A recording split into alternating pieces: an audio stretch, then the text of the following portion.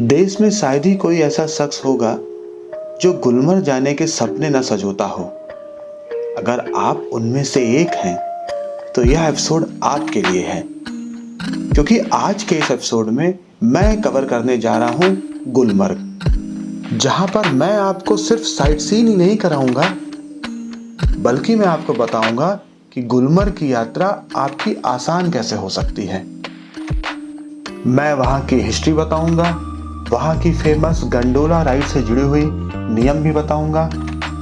मैं फेज 1 पे शानदार नाश्ता भी करूंगा और रिटर्न में मिल वाली शॉप्स में भी जाऊंगा, जहां से आप ऑथेंटिक पश्मीना या फिर फेरन खरीद सकते हैं। तो बहुत कुछ है आज के इस वीडियो में। वीडियो को अंत तक जरूर देखिए।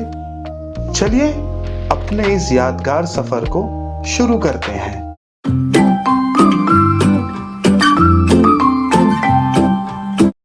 कश्मीर की फेमस पीर पंजाल रेंज की पहाड़ियों पर स्थित गुलमर्ग श्रीनगर से मात्र 51 किलोमीटर दूर है, जहां तक पहुंचने के लिए आपको 1.5 से 2 घंटे का समय लग सकता है। गुलमर्ग में गुल का मतलब होता है फूल और मर्ग का मतलब होता है मेडो यानी कि घास का मैदान। इसी वजह से गुलमर्ग को कश्मीरी में मेडो ऑफ फ्लावर्स भी कहते हैं।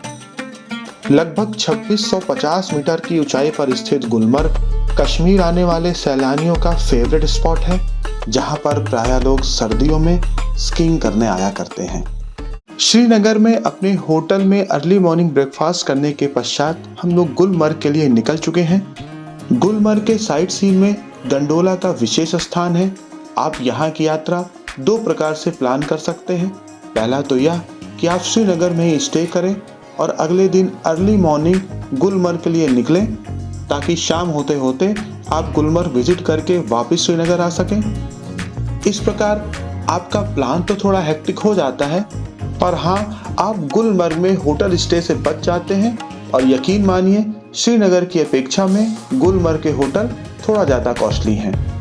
तो वहीं दूसरी तरफ अगर आप सुगमता से अपनी यात्रा को करना चाहते हैं तो गुलमर्ग में आकर रुकें, तो अगले दिन सुबह सुबह आप गंडोला राइड के लिए लाइन पर लग जाएं, क्योंकि गंडोला राइड में वेटिंग टाइम काफ़ी अधिक होता है।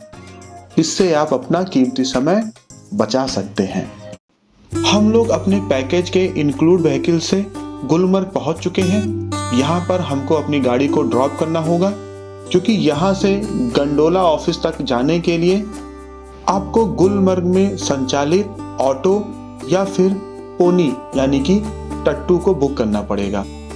मैं आपको यहाँ आगाह करना चाहता हूँ दोस्तों, यहाँ पर रेट्स बहुत हाई होते हैं। आप उनसे बार्गेनिंग ज़रूर करिए। आप इस बात का अंदाज़ा इस चीज़ से लगा सकते हैं कि हमसे ऑटो ड्राइवर ने 200 रुपये पर पर्सन का चार्ज बोला, और जबकि हम लोग 20 रुपये पर पर्सन के चार्ज से गए। सामने हमें गंडोला का ऑफिस दिखाई पड़ रहा है, जहाँ से हम फेज 1 तथा फेज 2 की यात्रा करेंगे। दोनों ही फेजों में अगर स्नो पड़ रहा है तो आपको यहीं से स्नो बूट तथा स्नो में सरवाइव करने वाली जैकेट्स को रेंट पे ले लेना चाहिए, क्योंकि फेज 1 और फेज 2 में अगर आप रेंट पे लेंगे तो वो आपको काफ़ी कॉस्टली पड़ेंगे। तो वहीं दूसरी तरफ अगर आपके जैकेट में विंचिटर इंक्लूड है और स्नो ना के बराबर पड़ रही है, तो किसी भी प्रकार के जैकेट तथा स्नो बूट लेने की आवश्यकता नहीं है। दोस्तों, आप लोगों ने देखा कि हम लोग ने टिकट चेक कराकर लाइन में लग गए हैं। बाहर बहुत से लोग मिल रहे हैं जो आपको बोलते हैं कि हमको कुछ पैसा दे दीजिए, आपको हम जल्दी करा देंगे। ऐसा कुछ नहीं है। वो आपका लाइन बीच में ब्रेक करके कहीं घुसा सकते हैं, लेकिन उसमें बहुत झगड़ा हो सकता है, बहुत प्रॉब्लम्स क्रिएट हो सकती हैं। तो नॉर्मल प्रोसेस से ही अंदर आइए, किसी को एक्स्ट्रा पैसे देने की जरूरत नहीं है। शांति से देखिए, लाइन पे चलिए। मुझे लगता है कि आधे घंटे या 15-20 मिनट में हम लोग गंडोला तक पहुँच जाएंगे। तो करीब आधे घंटे के लाइन के पश्चात हम लोग गंडोला में बैठ चुके हैं। 6-6 लोग के का साइज का ये गंडोला है, और देखिए हमारा यात्रा शुरू हो गई है। सिर्फ 7 मिनट की यात्रा है, आनंद लेते हैं। गंडोला राइड की बुकिंग आप गुलमर्ग आने से पहले गवर्नमेंट के ऑथराइज वेबसाइट से ही बुक करें, क्योंकि अगर आप बिना बुक किए गुलमर्ग आते हैं तो इसकी पूरी संभावना है कि आपको टिकट ना मिले, और साथ ही साथ आपको यहाँ से टिकट लेने में काफ़ी समय व्यर्थ हो जाए। दोस्तों पीछे का नज़ारा देखिए कितना सुंदर लग रहा है, बहुत अच्छा लग रहा है। इधर जो ये देखिए पाइन के पेड़ है।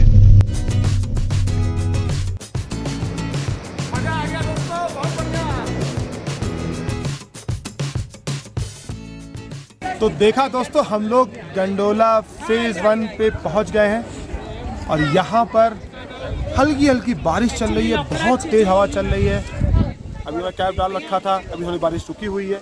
यहाँ से हम लोग बाहर आ रहे हैं और ये देखिए ये छोटा सा रेस्टोरेंट है पीछे, और ये जो एक्स शेप में दिख रहा है ये भी रेस्टोरेंट है जहाँ बैठ सकते हैं। और वो ऊपर जहाँ पे आपको फॉग दिख रहा है, जहाँ पे वो टावर दिख रहा है, वो फेज़ 2 है। अनफॉर्चुनेटली आज फेज़ 2 पे जाना मना है क्योंकि हवा बहुत तेज़ चल रही है, ट्रॉली डिसबैलेंस हो सकती है, इसलिए मना कर दिया गया है। हम लोग यहीं पे बहुत एंजॉय कर रहे हैं। यहीं देखते हैं कि और क्या क्या है यहाँ पर। अगर आप कभी भी एडवांस बुकिंग करके यहाँ पर आते हैं और फेज़ 2 की राइड कैंसिल हो जाती है तो रिटर्न अपने आप इनिशिएट हो जाता है। लेकिन हाँ, अगर आप खुद से फेज़ 1 या फेज़ 2 बुकिंग के बाद जाना नहीं चाहते हैं तो किसी भी प्रकार के रिटर्न का प्रावधान नहीं है।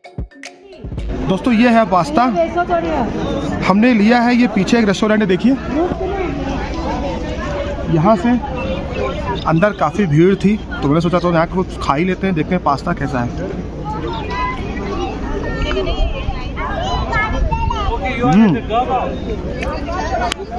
थोड़ा ठंडा हो गया, इतनी हवा चल रही है। अदरवाइज इस एरिया में ऐसा पास्ता मिलना अपने में अजूबे से कम नहीं है। अच्छा, क्योंकि हम लोग फेज़ 2 तो जा नहीं पा रहे थे तो सोचा चलकर फेज़ 1 के एंड पॉइंट तक ही जाते हैं और हम सबकी फेमस गर्मा गर्म मैगी और चाय का आनंद देते हैं। दोस्तों फेज़ 1 के हम लोग एंड पॉइंट पर हैं। आप देखिए पीछे जो है छोटे छोटे यहाँ टपरियाँ थी जहाँ चाय, मैगी, सूप इत्यादि मिल रहा था। हमने ले लिया है मैगी। तो ये देखिए ये मैगी 100 रुपए की है, तो ये 40 रुपए की चाय है। अगर आप चाय जल्दी जल्दी नहीं पियेंगे तो चाय ठंडी रहेगी, किसी काम की नहीं रहेगी। ये लेकिन मैगी बहुत जायकेदार है। पैसा जो है ना वो इस मोमेंट का है, ना कि मैगी का। बहुत मज़ा आ रहा है। मैगी खाने के पश्चात करीब 1 घंटे तक हम लोग ऐसे ही फेज़ 1 में घूमते रहे, फोटोज ली और जी भर कर गुलमर्ग की खूबसूरती का स्वाद चखा।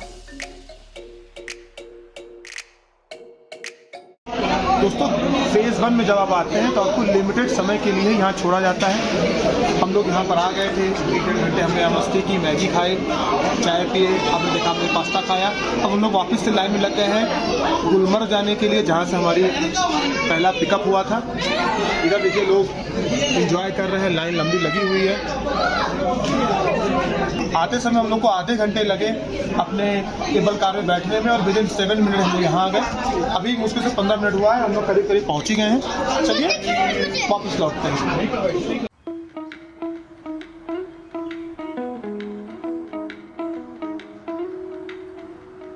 दोस्तों हमारी रिटर्न की यात्रा स्टार्ट हो गई है और हम लोग वापस जा रहे हैं।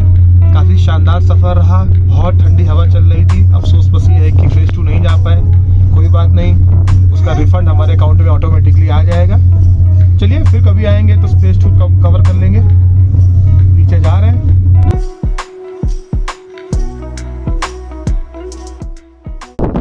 तो दोस्तों इसी के साथ गुलमर्ग का ये शानदार सफ़र यहाँ समाप्त हो रहा है। आई लव गुलमर्ग कहने की ज़रूरत नहीं है, आप फील करेंगे जब आप यहाँ पहुँचेंगे। हमारी टैक्सी स्टैंड पर ट्रैवलर आकर खड़ी है और अब हम जा रहे हैं कुछ शॉपिंग करने।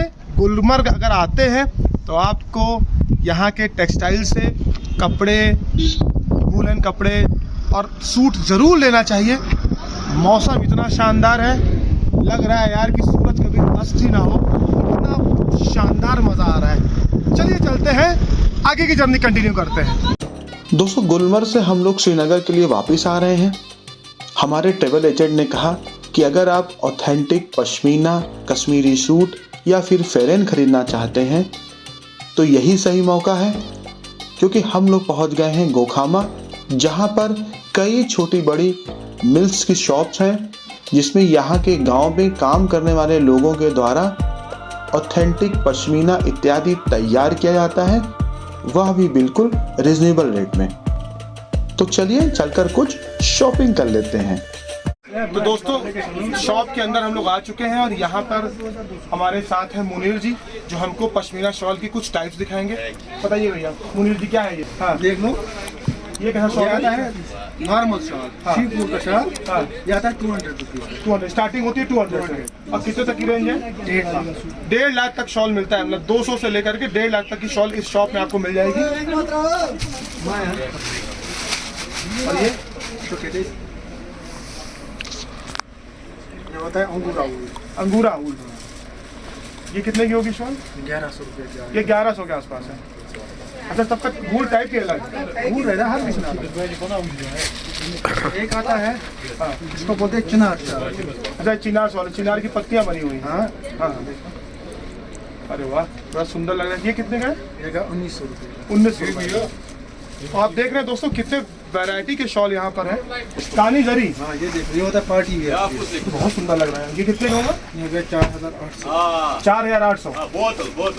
वाह कितनी अच्छी कारीगरी है दोस्तों। और ये आप बता रहे थे कि पीछे गांव के लोग खुद बनाते हैं अपना घरों पे। ये देखिए काम कितना बढ़िया है। आपने देखा होगा कई सेलिब्रिटीज को फंक्शन में या अमिताभ बच्चन अक्सर उन्हें देखा इस तरह से कुछ शॉल डाले रहते हैं। बहुत सुंदर लग रहा है। कुल मिला के ये दुकान इतनी ऑथेंटिक और बढ़िया है कि आप यहाँ पर कितने भी अच्छे शॉल पा सकते हैं। मैंने पूछा कि अगर 2 लाख का शॉल दिखा दिए, तो उन्होंने कहा सर रखा हुआ है, लेकिन वो हमारे अंदर स्टोर में रहता है क्योंकि बहुत महंगा आइटम है, तो इसलिए थोड़ा सा वो हमेशा प्रेजेंट नहीं रहता है। यहाँ आकर हमने बहुत शॉपिंग की। मैंने एक कैब खरीद ली क्योंकि कश्मीर की निशानी है। साथ में मेरे साथ पूरी फैमिली ने करीबन 20 से 25 हज़ार की शॉपिंग की। तो अगर आप कभी भी आपको मौका मिले गुलमर्ग से आते समय, आप यहाँ पर आकर शॉपिंग जरूर करिए। ऑथेंटिक और वैल्यू फॉर मनी प्रोडक्ट आपको यहाँ जरूर मिलेगा। चलिए चलते हैं अपने आगे के सफ़र में। इसी के साथ हमारे गुलमर्ग की एक दिन की यह यात्रा यहाँ समाप्त हो रही है। मैंने कभी न भूल पाने वाले एक्सपीरियंस को आज यहाँ जिया। आशा करता हूँ आपको यह एपिसोड अच्छा लगा होगा। अगर आपको गुलमर्ग रिलेटेड कोई क्वेरी है तो कमेंट करके मुझसे ज़रूर पूछें, और अगर अभी तक आपने मेरा चैनल सब्सक्राइब नहीं किया है तो सब्सक्राइब कर लीजिए। धन्यवाद।